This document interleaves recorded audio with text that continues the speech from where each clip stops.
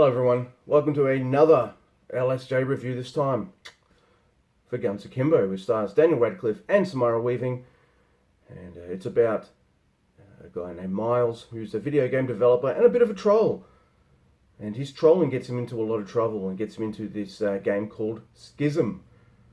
He is knocked out and when he awakens, he has guns nailed to his hands. He can't let them go. And he has to play this game called Schism against this woman named Nyx, who is Samara Weaving. And they have to kill each other by a certain time, or some shit happens. So I've got to say, I watched this with my wife, and we really enjoyed it. I got to say, if I was 14 years old when I saw something like this, I would have given this fucker a 10 out of 10. Would have blown my fucking young mind. As a 37-year-old man, it didn't blow my mind, but I had so much fun with this movie. Doesn't overstay its welcome. It's a pretty solid hour and a half.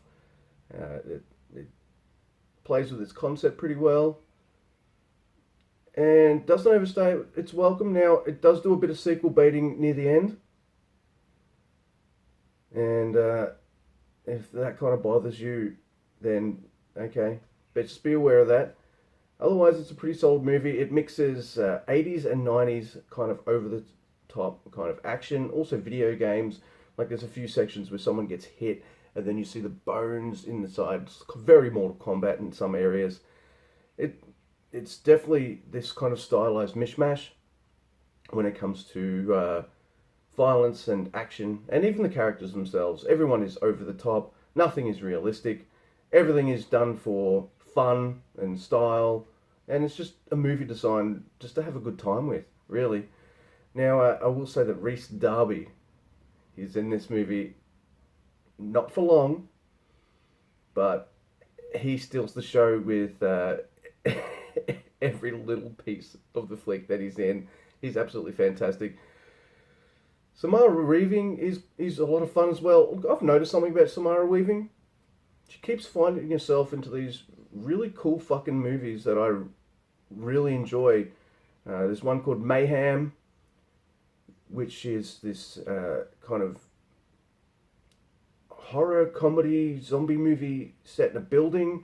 There's The Babysitter, which is on Netflix, which is a really cool horror movie. And then there's another movie I haven't seen yet. It's on my list, called Ready or Not. She's rad. She's popping up in some really cool stuff. And Guns Akimbo is no exception. And so Daniel Radcliffe, everyone knows who he is. I'm going to say this right now. I ain't seen much of his work. I'm not a Harry Potter fan. Shoot me. I'm not one of those guys. I don't give a fuck about magic that much.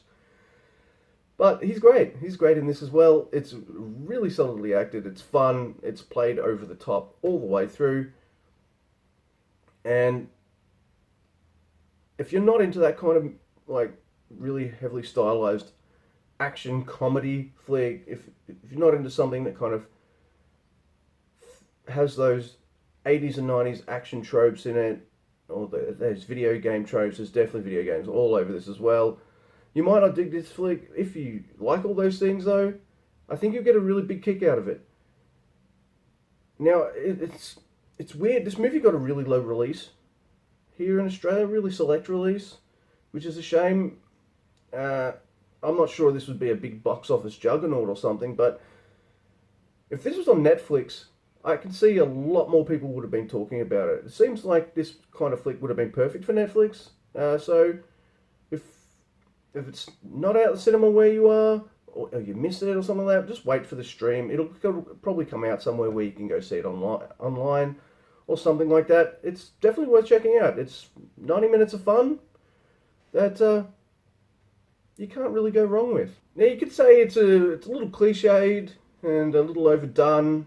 It's probably very predictable. You know, if you've got a few guesses to where it's going, it's probably going there. And that's fine. I just think there's just so much fun to be had. And it kind of reminded me of the kind of weird, crazy shit I used to like to watch when I was younger. So it doesn't get a 10 out of 10. I'm sorry, 14-year-old me. I'm sorry. It doesn't. But I'll give it a 7. You can do better, you can do worse. Check it out. It's really interesting and it's fun.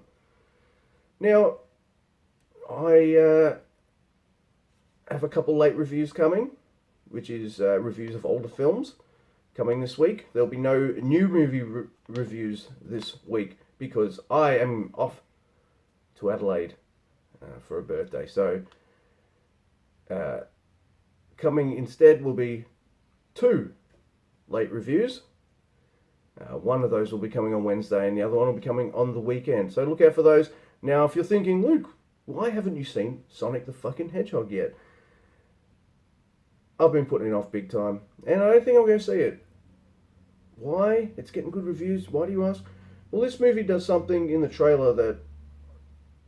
Alright, the first movie I ever saw at the cinema was He-Man, back in the 80s, right? It was the first film I saw on the big screen, and it did something... I liked the movie when I was a kid. I still kind of have a soft spot for it, but it did something I really hate.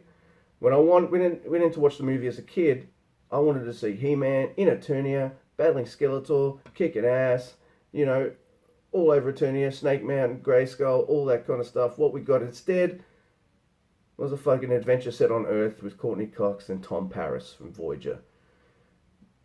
You know, because they've got to be like, well, no one's going to be able to relate to any of these characters on Eternia. We've got to see, oh, how would they interact on Earth? Everyone will love that. No. And Sonic the Hedgehog, in the trailer, does pretty much the same thing. Instead of a movie set on Sonic's world, it's set on our world, and we see how Sonic relates to everything in our world. And I'm just like, I'm not into that. So, yeah, that's the kind of movie reviewer I am. I guess if I'm plonking down my cash, I'm going to be selective, even on reviews. So, there you go. I'll probably do a review on it when I can stream it or something. Anyway, I thought Guns Akimbo was more up my alley and probably a much more fun movie to watch and review, at least for me. So thank you everyone for your patience and your time. Give me a like or a dislike. Hit the subscribe button if you wish. Follow me on Twitter, all that kind of jazz. And I'll see you next time. Actually, I'll see you a couple times this week for late reviews. But, you know, have fun. Bye.